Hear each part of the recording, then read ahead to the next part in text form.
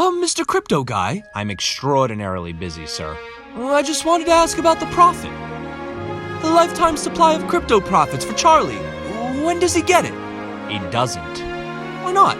Because he broke the rules. What rules? We didn't see any rules, and did we, Charlie? Wrong, sir, wrong! Under page 4 of my Twitter feed 5 months ago on the tweet liked by him, it states quite clearly that all profits will become null and wrecked if ignored, and you can read for yourself on this photostatic copy. Do not invest more than you can afford to lose. This is not financial advice, etc., etc. Never buy and sell on emotion. Always have a plan, etc., etc. Never get complacent and learn to manage risk. It's all there, black and white, clear as crystal. You FOMO'd in at the top. You blew out your account and you panic sold at the bottom. So you get nothing. You lose. Good day, sir.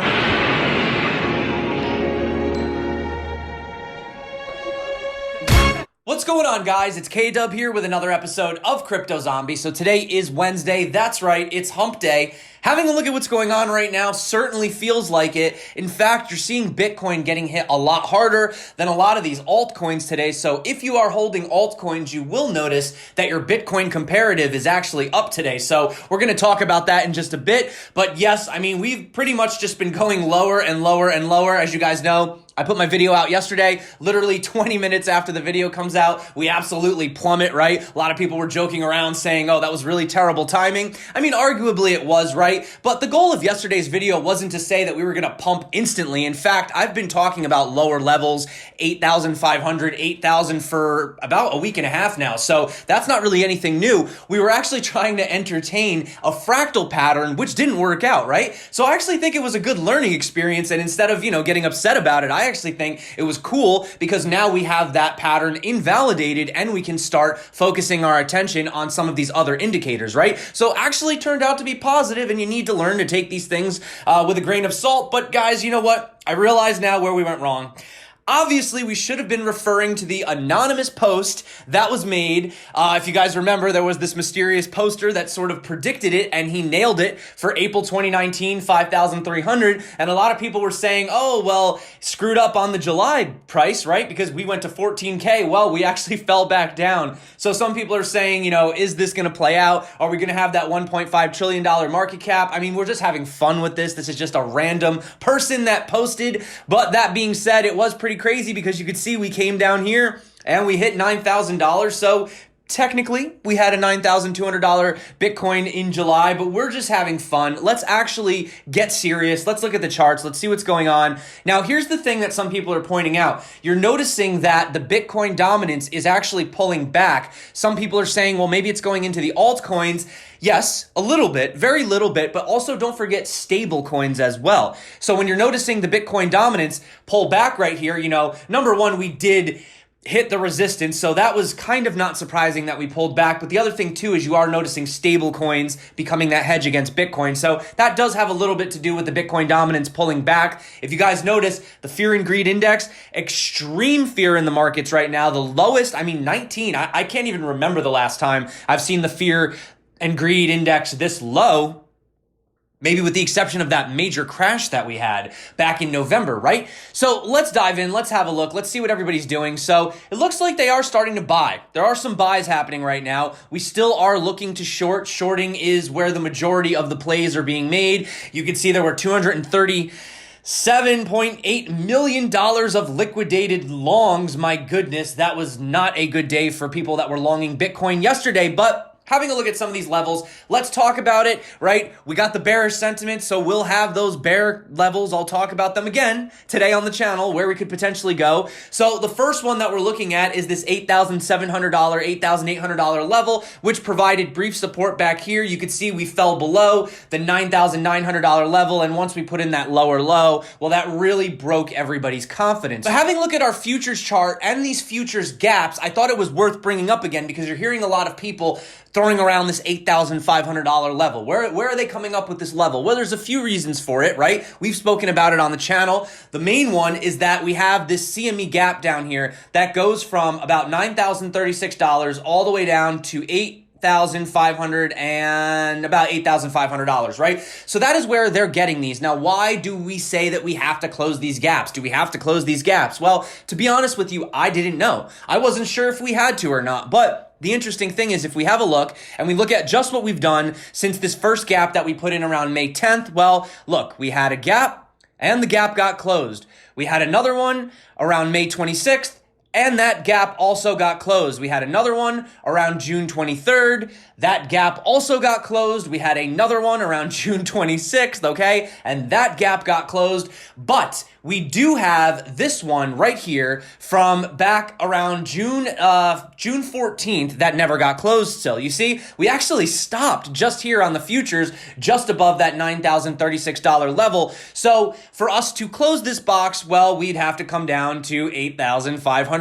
So this is probably where a lot of these predictions are coming from. Now, keep in mind that we did have another one down here, but it didn't show up on the daily. So this number of going all the way down to $7,200, yes, it's possible, but if you're looking just from the perspective of closing the gaps, this gap does not show up on the daily. In fact, if you want, I'll switch it right now just to show you. If we do switch it to the daily, you'll notice there is no gap here. Okay, so that's why I'm just keeping it there. I'm looking at it. You know, you can clearly see there is a gap and a gap, but this one, it got closed on the daily, right? So we're going to take that one with a grain of salt, but right here you can see we haven't closed it, so a lot of people are looking. But also don't forget, we put in one here too, from 11,000 all the way up to, let me get this out of the way, all the way up to about 11,500. So we have a gap above us as well. So just keep that in mind, right? But talking about some of these levels, talking about what's happening, well, obviously we fell out of this triangle that we were forming, but the interesting thing is we're still inside of the ascending broadening wedge that I started talking about on this channel over a month ago at this point, right? So we are back inside the channel and we have found support at the bottom of this trend, right? So what happens now? Well, we do have a chance that we could bounce back, right? Because you know nothing goes up or down in a straight line. So we may end up coming back above here, dancing above these levels. We may ride back on this dotted line, back up to about 10,200, right? Or we could fall lower and get supported at this $8,500 level, which would be closing the futures gaps, right? If you want to look at a different perspective, we can look at it here. This box right here represents sort of the area that once we break this support, we would go lower. You see, we had some resistance back here, right? When we were, it was around May 26th, and currently that resistance is looking to form support. If we do fall lower, then yeah, I mean, the next real support we had on just the charts, not talking about the futures, was actually down at 7,500. But honestly, I don't think we'll go that low. Obviously, if the charts play out, we'll keep our eyes on it. But currently, we look at this red zone and we got wicked up back out of it. So you would need to be looking to go below 8,700 to go below this previous resistance, which could become support. If we break it, then we go down, we fill the CME futures gaps, okay? So having another look, there's a lot of different ways you can look at this, okay? You can even look at the fact that you have the 200 EMA on the daily, which as soon as we got above it, back on April 1st, that pretty much signaled that we were full on bull mode. So currently, here's the interesting thing also, if we're going to keep working with these same numbers, if you look at where that is sitting right now, that's sitting around 7,200. So if you do think that we need to go lower and fill in that gap, even though it didn't show up on the one day, well, then that not only would fill the lower of the lowest gaps, but it would also be sitting perfectly online with the 200 EMA on the daily, which some people consider to be a very, very significant support, okay? You can notice also, if we're looking at this ascending broadening wedge, if we widen it out, so instead of going right here through the middle, we actually take these lower points, well then you can see that there's a potential chance for Bitcoin to actually fall a little bit below than that $8,500 level and maybe get picked up by this $8,400 level. But if we don't fall soon and we continue to go sideways, then the likelihood of going to these lower and lower levels is probably not going to happen, right? But I know everybody's a bear right now, so we're just going to talk about going lower. Well, how's this for you guys? Look at this bear chart. Here's the all-time high right here when we hit 20K. Here's the peak that we did, and if we go from, you know, candle to candle bottom here, well, then that puts us on track for, you know, a $3,000 Bitcoin. right? Why not, right? It's a chart, it's a trend, right? So my point I'm trying to make here, guys, is nobody knows what's going to happen with these charts, okay? Anyone can draw lines, anyone can draw triangles, we can look at all these different perspectives, right? The reality is the only thing that these charts show us is where we've been. They don't show us where we're going. So we can only base this on past experiences, right? So currently having a look at where we've pulled back right now, let's just look at where we're sitting. Actually, let's go from the top to the bottom. I think that would be the best. So if we go from the top to the absolute bottom, we've had a 33% pullback. Now, if we were to go all the way down to this $8,500 level, that we've been talking about, well, that would be 38%. And if we were to go down to the 7,200, that would be a 48% drop. So let's look historically. Let's see what we've done. Well, having a look at what we've done previously, this is the 2017 bull market. These are all of the retracements that we've had, okay? This is a screenshot from a chart that I had. It was about a week ago or a week and a half ago, but it still holds true, right? The numbers don't change. So you can see right here, the major dips that we had here, obviously we had major rallies too, 75% up, but I'm going to look at just the pullback. So we had a 32% pullback that lasted 15 days. Then we had a 40% pullback that lasted a month. We had another 40% pullback that lasted 13 days. We had a 30% pullback that lasted just 4 days. And finally, we blasted off to the top. It was a 165% increase from there. And then obviously that was the top of the bull market of 2017. And we continued to pull back from there. So you could see we had a 32%, 39%, 40%, 30%, and we actually had a tiny little 31% pullback in here as well, but it was really quick and it only lasted about a day. So looking at that, the most that we had was 40%, and on a few other charts, I've seen 44%. We didn't have anything bigger than that. And that was a bull market. So if you think that we're in a bull market right now, okay, and we've already had this drawback, and the biggest that we had on some of the charts was 44%, although most charts are showing just 40%, well, then going down to that $8,500 level would be a 30% pullback. It would be right in the money, right on the cards for what we're normally used to experiencing in bull markets, and then I would think that we could go higher, but I wouldn't be surprised if we have a little bounce back before then, just throwing it out there, right? So I wanted to ask you guys, what are you doing right now? Are you accumulating Bitcoin? Are you selling altcoins for Bitcoin? Are you holding? What are you doing right now? I'm curious to hear what everybody else out there is doing. My strategy hasn't changed. I haven't sold anything. I'm still waiting for an opportunity. If we do come down and we do close the CME futures gaps, then I'll be looking to long, and I'll also be looking to accumulate a lot more. Now, you may be able to play some good scalps in the meantime, but currently, yeah, it's definitely looking a little uncertain, especially with everything that's going on with Facebook and Libra. You're having so much fundamental news that's creating panic in the space as well. So, talking about like what Josh Rager said, he says 80% correction would be devastating to altcoins. My current Bitcoin view for max correction is near 8K, give or take 5%, which would be near a 40% pullback. And that's what we were saying on the channel a while ago. In fact, interestingly enough, having a look at this EMA ribbon, you could see that we've been holding very well above this on the weekly. And interestingly enough, and this is actually pretty crazy how to the point this is. If we were to go from not the all-time high, but the $14,000 level that we had hit and come down here, that's a 42% pullback.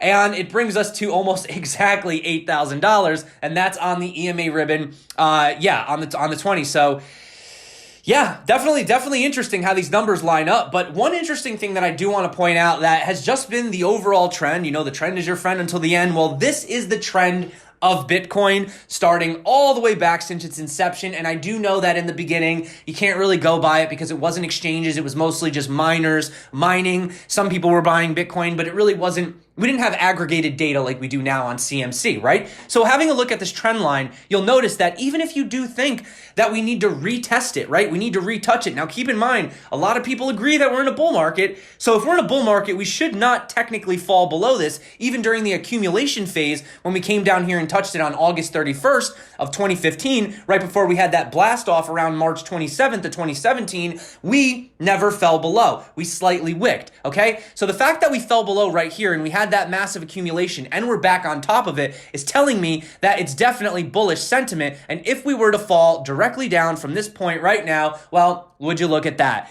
$8,000. $8,000, guys. It's funny how all of this just seems to be playing out, but the thing is, we're not going to fall straight down. We're most likely going to go sideways, so that would, you know what I'm saying? So if we were to touch this, that might be the 8,500 that we're looking for, okay? So a lot of people looking at 8,500, a lot of eyes, but keep in mind, if everyone's looking at the same number, then smart money is probably not going to allow that to happen. So we could, but I would think smart money would start buying around 8,006, maybe 8,007, maybe 8,008, right? So that's just what I would think. I don't think they'd let it go that low since so many people have their eyes on it. But we'll have to see. We'll have to allow time to play out. As Alex Kruger said, bull market corrections are unavoidable and should be welcome. Assets that go too far up too fast tend to crash the hardest, as everyone who speculated with the price of Bitcoin during 2017 and 2018 well knows, right? So these are all things very normal, but listen, guys, even just talking about yesterday's video, talking about a 300% increase from where we are right now, if you think about it, even if we were at 10K, 300%, you know what I'm saying? I mean, 200% gains would be a 30K Bitcoin. You don't think 30K Bitcoin is possible by the end of this year? I mean, it might not be, but if you have a look at Plan B stock to flow ratio, you could see that Bitcoin is clearly on path towards $1 million. And every time we deviate from this path, we instantly get pulled back on. So you are looking at a 100K Bitcoin by 2020, a 1 million Bitcoin potentially by 2024, and yes, a $10 million Bitcoin by 2028. So when we're having these little minor pullbacks, these little 15%, 30% pullbacks, everybody's panicking, everybody's selling. It's like, you need to look at the bigger picture, guys, okay? Because for me, it is the bigger picture. Bitcoin's network is moving $3 billion daily, and it's up 210% since April. And if we have a look at long hash data of the realized cap, which if you guys aren't familiar with this, they basically take the price at which every coin was last switching between hands, and then you multiply that by the number of tokens involved in each trade, and that's how you arrive at a more fair metric according to them. So you can see right here, this is basically it. We're at an all-time high, and all through the 2017 bubble, you can see that Bitcoin's realized cap was around $90 billion. And this was during the major run-up. Well, currently we're at 93 billion. So this means that the cost basis for Bitcoin investors is higher than it's ever been before, and that the average purchase that a person paid for Bitcoin is in the range of $5,000 to $6,000 per coin. This kind of helps to put the 2017 bubble into perspective. Even though we had prices that went up to 20K, the reality is that almost no trading occurred at those levels. Most investors either held on for the whole bubble or traded at far lower prices on either side of the peak. So no one was selling that high. Very few people. We stayed there for a very short period of time. But looking at this now, people are willing to pay more for Bitcoin than ever before, right? We had the most accumulation at these. I mean, look at the $6,400 level. That was one of the most accumulated levels, right? Well, I mean, according to them, it's between 5 and 6. But if you look at the VPVR, it is, okay? And here's another interesting thing. Look at what LedgerX just unveiled. They're going to be allowing traders to bet on whether, this is a thing they're going to have. You can bet on whether or not Bitcoin will be 100,000 by 2020. The call option will pay only if Bitcoin manages to surmount that crazy milestone by 2020, which is still 18 months away. And you have Paul Cho, he's the CEO of the startup, and he said, I understand that $100,000 is a large number, but a lot of us who've been in this space remember Bitcoin at $1, then it hit $10, and then it hit $100, and then $1,000, and then $10,000. So why would 100,000, not be possible? He says 100,000 contract doesn't even make us blink. So if you're new to cryptocurrency and what's happening right now in the markets is freaking you out, well, you better get used to it. Because this is just what happens on the road to $100,000 million, $10 million Bitcoin, okay? Which I firmly still believe in. But what we're having right now, what we're seeing right now is some turmoil, some uncertainty, some panic, right? We're having this hearing. We had this hearing with David Marcus for, Libra. And you could see Blockstream CEO Samson Moe. He said the main challenge appears that Libra has its concepts mixed up. Libra can't be everything for everyone, and it can't be both open and closed at the same time. So this is opening another can of worms, and it's creating a lot of mixed feelings about the crypto space in general, and in turn, it is having an effect on Bitcoin. You can see right here that the stances were mixed. You had Chris Van Hollen. He said, what's the difference for things like Bitcoin? What's different about it is the uncertainty around it, the uncertainty in its value, its wild fluctuations. In my view, it's not going to be put into widespread use. Well, as a store of value, yes. As a buying cups of coffee. Well, come on, guys. No, we're not going to buy cups of coffee with Bitcoin today, okay? Maybe in the future, some amazing layer 2 solution that blows the Lightning Network out of the water may be around, but currently, no, that's not the case. But honestly, would you want to, though? I mean, I don't know. For me, I realize the value, the intrinsic value of Bitcoin. So for me, Bitcoin inspires holding, dollars inspire spending, right? So you want to spend your dollars on the coffee. If I have an option of 2 things that account for the same amount, I'm going to spend the one that has less intrinsic value to me, right? You got to look at it that way. But anyway, in response to a question from New York Democrat Bob Menendez about blacklisting nation states and bad actors, David Marcus reminded him that the U.S. is at risk of losing the leverage of the dollar to Bitcoin. He said, I really want to stress the fact that if we don't lead, others will. And as a result, the transactions that you highlighted and listed will happen on a network where we, the U.S., will have no jurisdiction and no reach and no ability to exert any control of national security purposes. And that is exactly why Bitcoin is unstoppable. If President Trump came out and banned Bitcoin tomorrow, yes, I think Bitcoin would tank. But overall, I think it would still do fine. I think it would still continue to grow. I think we would see people from the East scooping it up, going to these jurisdictions. The blockchain doesn't exist. There's no central office. You can't knock on Bitcoin's door and shut it down, right? So for me, short term, yeah, that would be horrible for Bitcoin, terrible for Bitcoin. But would it kill it? No. It absolutely would not, guys. So that is the point. Also, don't forget, you're actually having some guys that actually like it. You have House Minority Leader Kevin McCarthy. He says that he likes decentralized. He likes the decentralized nature of Bitcoin, and he's also a fan of the security of the Bitcoin network. At the same time, talking about Libra, he criticized it. He didn't like the idea of turning this over to Facebook. We've seen what they've done with data. We've seen what happened with Cambridge Analytica, right? So even though Congress is sort of kind of weird about Bitcoin, you're seeing a lot of these guys actually prefer Bitcoin over Libra, which is interesting. He says, I want to see decentralization because Libra concerns me that they're going to control the market. And also talking about just what, former Texas Congressman Ron Paul said, he had a little bit to chime in on it as well. And I honestly wanted to entertain this, so I thought we'd just play this clip and then, we'll have a little bit of a discussion afterwards. I'm all for cryptocurrencies and blockchain technology because I like competing currencies, but I don't know the technology. But it bothers me when you hear about governments, whether they're local governments or countries, and saying you're not allowed to do this and not allowed to do that, because